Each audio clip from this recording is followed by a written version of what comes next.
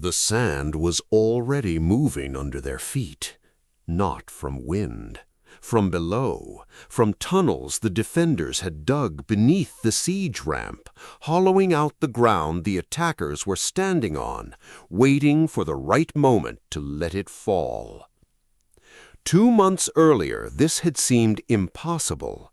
A hill city on the edge of the desert, no fleet, no relief force coming, nothing that should have troubled a man who had just broken the unbreakable island fortress of Tyre after 7 brutal months. And yet here he was again, Alexander of Macedon, 25 years old, undefeated, already spoken of as something more than a king, lying wounded in the sand for the 2nd time in this siege, blood soaking through his armor, refusing to be carried off the field. A catapult bolt had gone through his shoulder weeks earlier. This time it was worse. He had already broken an empire's coastline city by city. He had already humiliated the Persian navy by taking its ports one after another. Gaza was not supposed to be the hard part. Gaza was supposed to be the formality between Tyre and Egypt, a name on the map you pass through, not a name you remember. So here is the question this story is going to answer. How does a city with no navy, no allies, and a governor most history books don't even name make the most successful conqueror of the ancient world bleed twice and hold him for 2 months he never planned to spend here? And when a man like Alexander finally gets an answer to a question he isn't used to being asked, what does he do with it? Look at the map first, because the map is the whole problem. By the late summer of 332 BCE, Alexander does not need Gaza. Strategically, he could bypass it completely and march straight into Egypt, which is already preparing to receive him as a liberator from Persian rule, not a conqueror.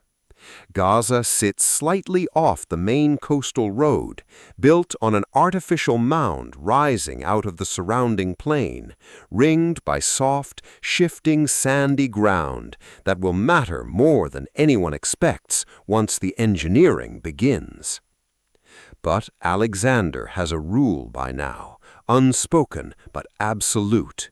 He does not leave fortified positions standing at his back, not after Tyre, not ever again. And Gaza is the last Persian stronghold left standing between his army and Egypt. So he turns toward it. His officers expect weeks, maybe less. Gaza has nothing close to Tyre's walls, Tyre's fleet, Tyre's 7-month resistance. This is supposed to be a footnote on the way south. Now, meet the man who is about to turn that footnote into 2 months Alexander never planned to spend here. Batis governs Gaza in the name of the Persian king. The ancient sources don't agree on much about him, his exact origin, his exact rank, even the precise form of his name shifts between the historians who wrote about him generations later. What they do agree on is the shape of his situation: no fleet, no reinforcements coming, and a garrison built largely around Arab mercenaries whose loyalty runs to him personally, not to an empire that is visibly collapsing around them. And Batis has something Tyre didn't have going into its own siege. He has watched Tyre fall. He knows exactly what Alexander's engineers are capable of building. He knows exactly how long it took them: 7 months, an artificial causeway built across open water, towers, catapults, a navy eventually turned against the city from the sea. He has had the luxury of watching the method before it's used on him. Most governors in his position read that lesson as a reason to surrender. The Persian Empire is falling city by city along this coast, and everyone with eyes can see which way the war is going. Fighting Gaza's fight looks from the outside like it can only end one way. Batis fights anyway. Alexander has an army that has never failed to take a city. Batis has a hill, some sand, and a decision to make failure expensive. You are standing on Gaza's walls, watching the army that just spent 7 months breaking Tyre make camp below you. You have no fleet, no relief force, no realistic path to victory. Do you open the gates now, while mercy is still cheap, or do you make them pay for every week they stay?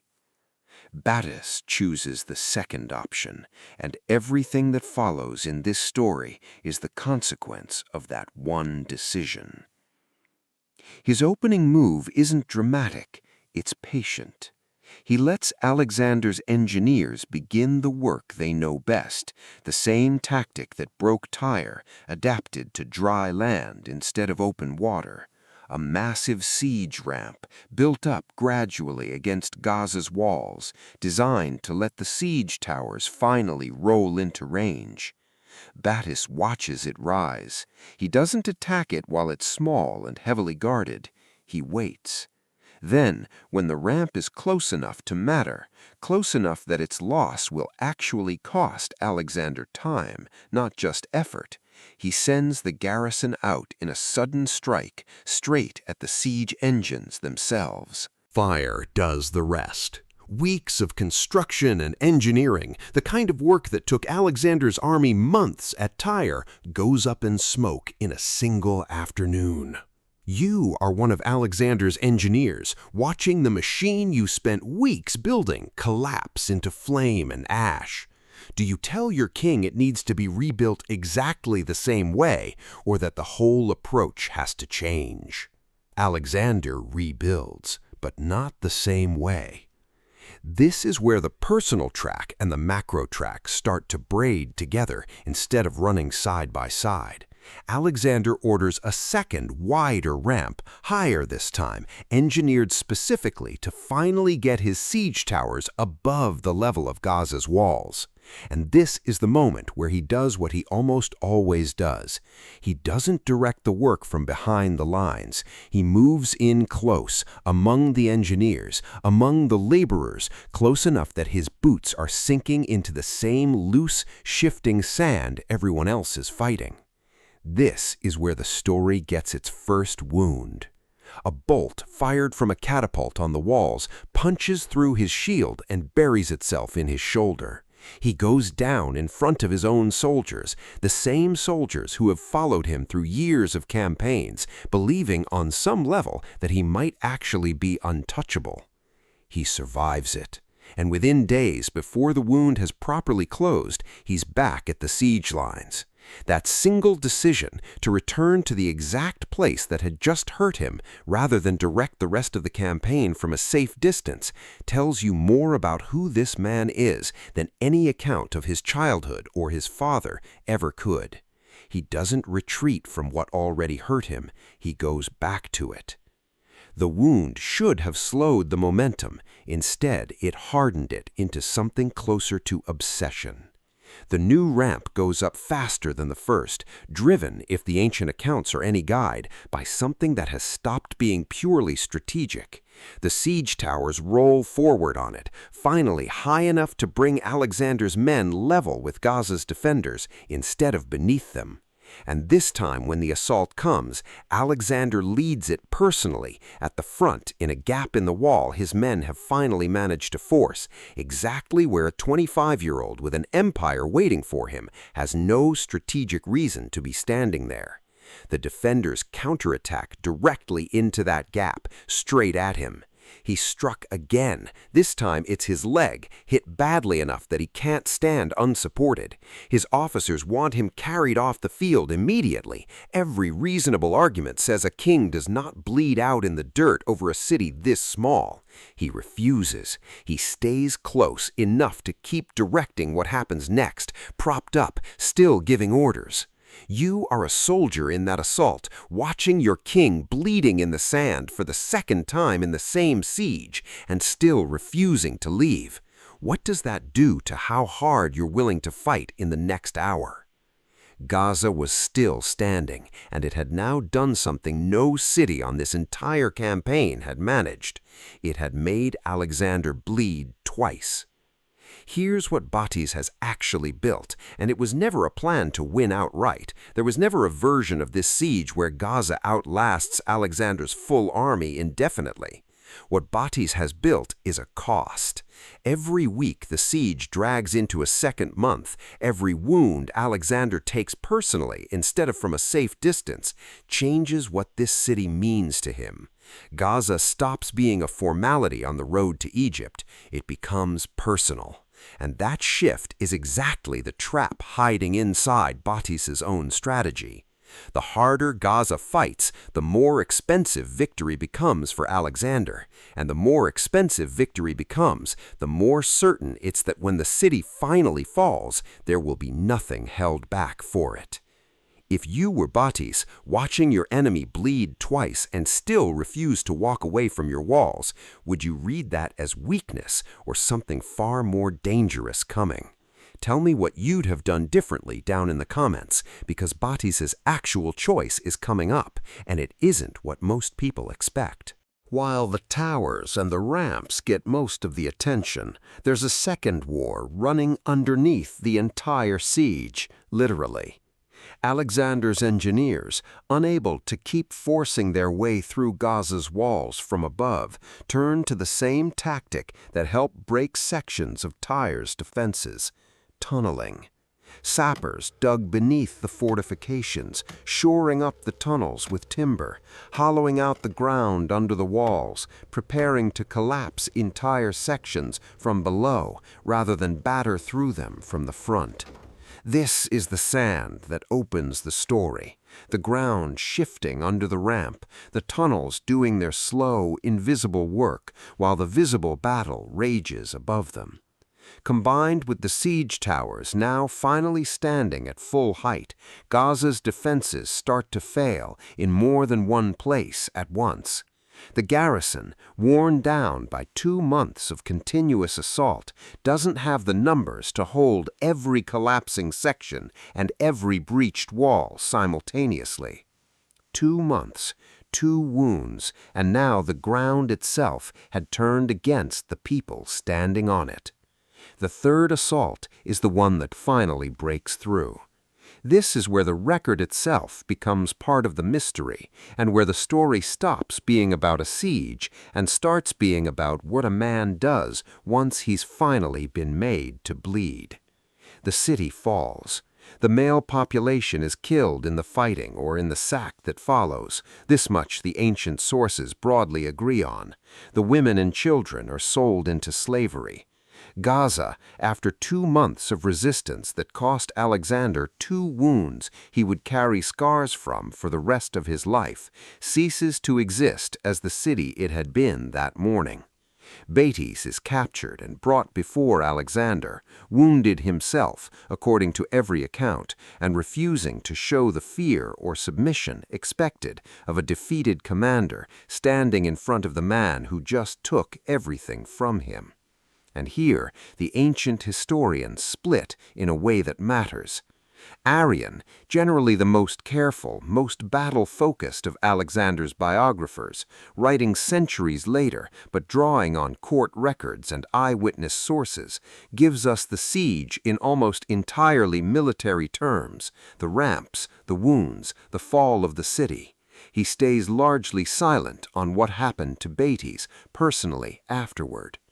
Quintus Curtius Rufus tells a very different story, that Alexander, still carrying 2 wounds this one city had given him, enraged by Batis' continued defiance even in defeat, ordered a rope threaded through pierced holes in Batis' ankles, tied him to the back of a chariot, and dragged him alive around the walls of the city he had just spent 2 months defending.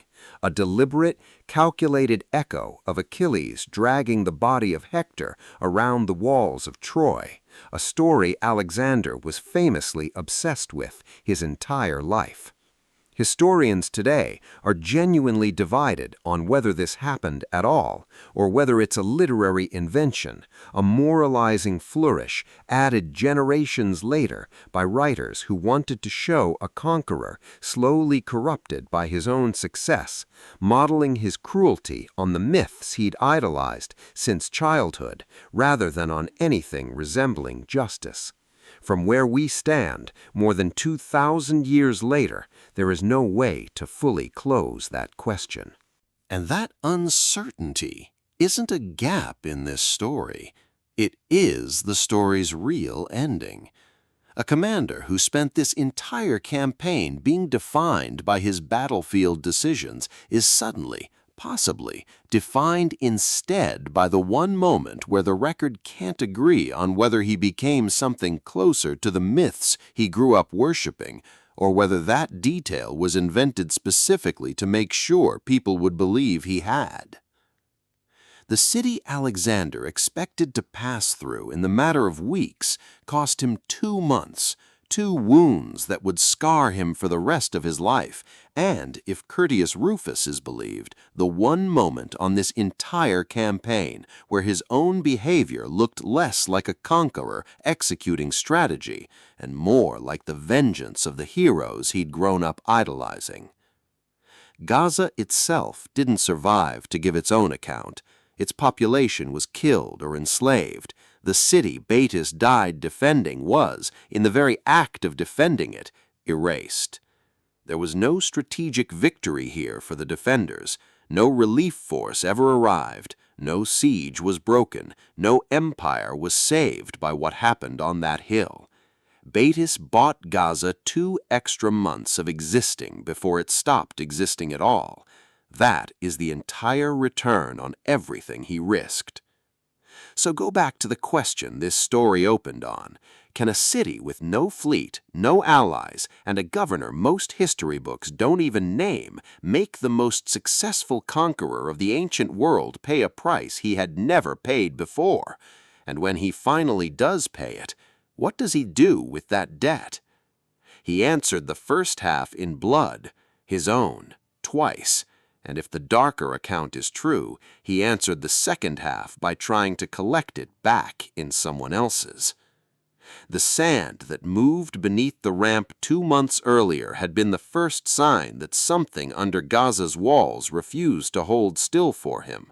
In the end, so did the truth about what he did once those walls finally came down, a truth that 2,000 years of historians still can't fully agree on, which might be the most honest ending this story could have. If this is the kind of history you want more of, the sieges that don't get remembered next to the famous ones, the moments where the hero of the story stops looking like one, and the questions the ancient sources themselves never agreed on, subscribe, because there are a lot more cities like Gaza still waiting to be told properly.